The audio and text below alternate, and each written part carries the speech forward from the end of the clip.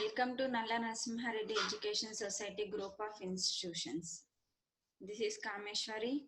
My subject Geotechnical Engineering, third year, first semester, R18 regulations. We are in second unit, that is called as permeability. In previous classes, we are already discussed what is permeability, what are the different tests conducted in our laboratory, constant head permeability test and variable head permeability test.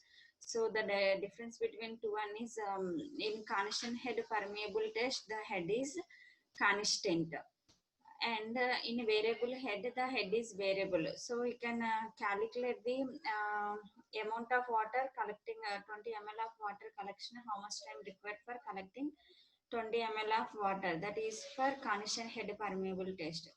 But in variable head permeable test, we can determine head drop 10 centimeters head drop.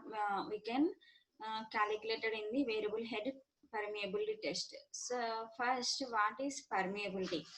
Ability with which water can flow through the soil particles is called as a permeability. What are the different methods for factors affecting permeability? The factors affecting permeability are that is size, shape, and water content, and different types of permeabilities.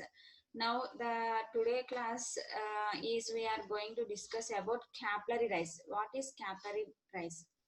Macropores and micropores. So what is difference between these two, macropores and micropores?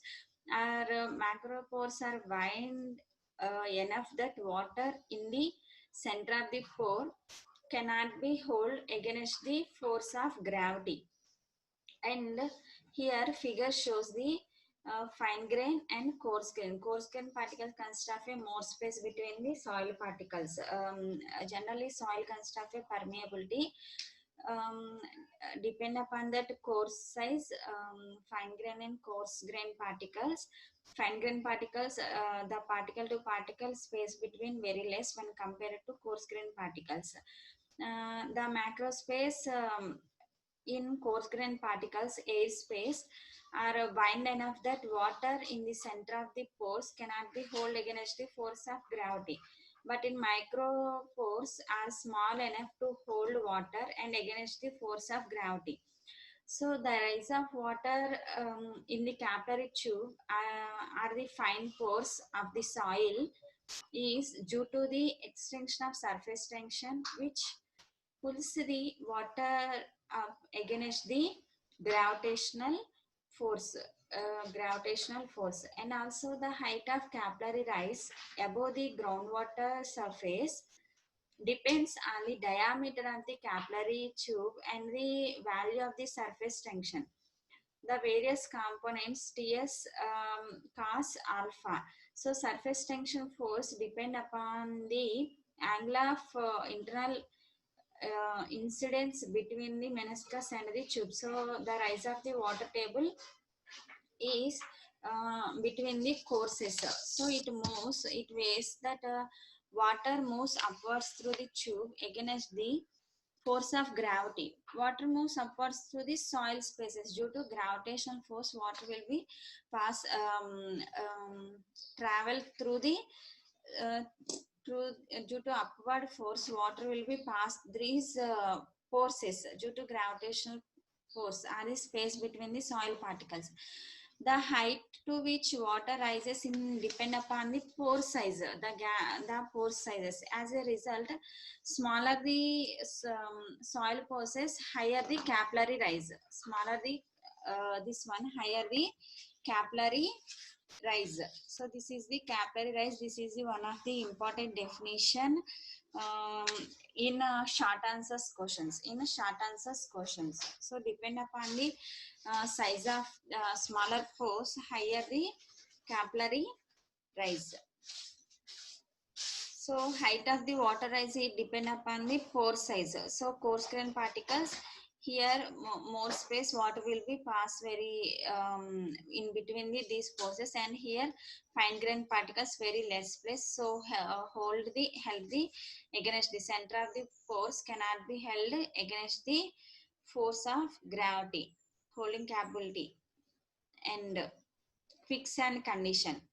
What is quicksand condition? This generally hydraulic gradient. What is the equation of hydraulic gradient? Hydraulic gradient I is equal to H by L. G minus 1 by 1 plus C. This is already we are derived in unit 1. G minus 1 by 1 plus B. Saturated unit weight and submerged unit weight. Gamma sat minus gamma W. So initial critical hydraulic gradient, quicksand condition, when flow takes place in upward direction. When flow takes place in upward direction, seepage pressure also acts vertically upward direction. Flow takes place in upward direction, seepage force also in upward direction.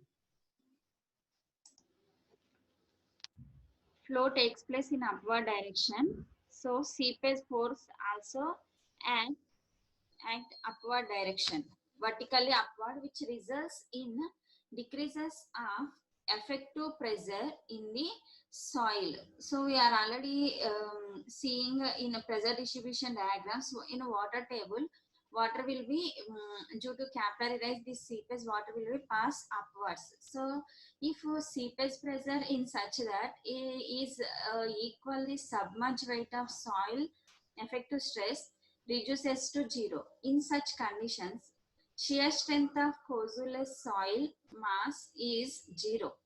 Soil particles have tendency to flow with water. So, soil particles leaves the soil mass. Here, quicksand condition, gamma dash into Z minus PS is equal to 0. Here quicksand condition is equal to hydraulic gradient I is equal to H by L.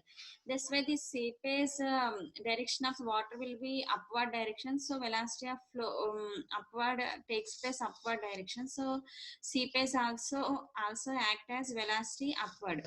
So you can calculate the unit weight of water gamma W. Due to upward force of seepage, we can calculate unit weight of water gamma W. So hydraulic gradient at which quicksand condition occurs is termed as critical gradient, piping and floating gradient, piping and floating gradient. So critical hydraulic gradient is equal to G minus 1 by 1 plus C, that is equal to the value 10. So here hydraulic gradient, critical hydraulic, generally hydraulic gradient I is equal to H by L. So that particular length into width 3.5 centimeters, 3.5 sorry meters. That is equal to generally in approximately units in specific gravity generally you can take as 2.65. So here the value is generally taken as another one. Hydraulic gradient is equal to specific gravity generally it is between 2.6 in that way 2.65 minus 1 by 1 plus void ratio you can take as 0.65. So what is the value of critical hydraulic gradient? What is the value of critical hydraulic gradient? 1.65 by 1.65, that is equal to 1. That is equal to 1. Critical hydraulic gradient is equal to 1. So hydraulic gradient I less than critical hydraulic gradient I suffix C. Avoid quicksand condition. It is avoid the quicksand condition. So here also factor of safety is equal to critical hydraulic gradient by hydraulic gradient, and also factor of safety FOS, factor of safety is equal to critical hydraulic gradient by hydraulic gradient. So I suffix C by I. And also you already know that shear strength, what is the formula for shear strength? Shear strength tau is equal to C plus S is equal to C plus sigma tan phi. So sigma in effective stress. So here sigma dash is equal effective stress is equal 0. So tau or S is equal to C. S is equal to C. Shear strength is equal to C. S is equal to shear strength. S is equal to C.